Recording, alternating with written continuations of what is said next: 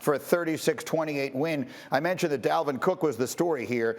In the entire history of the Steelers, and they've been around since 1933, that was the third most rushing yards that anyone has ever put up against them. You see the top of the list there was Fred Taylor in 2007 and O.J. back in 1975. And we will just get a quick thought for those of you just joining us from our resident Steeler here, and that is Ryan Clark. RC, give me a thought, if you would, please, for those just joining us on what this loss meant and on the play with Claypool at the end.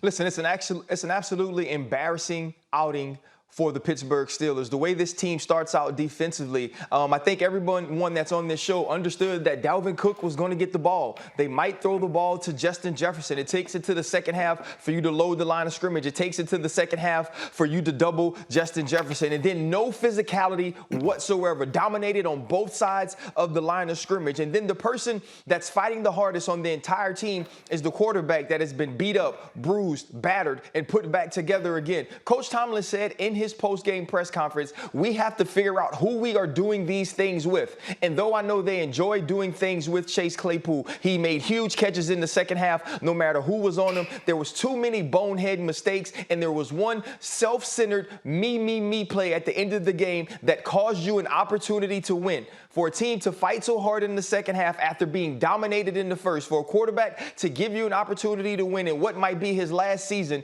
to have a wide receiver think more about himself, more about his celebration after catching a pass that was under 10 yards for a first down that you should and will get many of the rest of your career, not to think enough about the logo on your helmet, not to think enough about the teammates that's playing along with you, to run to the referee, give him the football, line your tail up, and get the playoff in order to give you another opportunity to score is a microcosm of who the Pittsburgh Steelers have become. It's more about making people like me, making people look at me, making people say, oh my goodness, what a player, instead of saying, man, look at the Pittsburgh Steelers, they win again.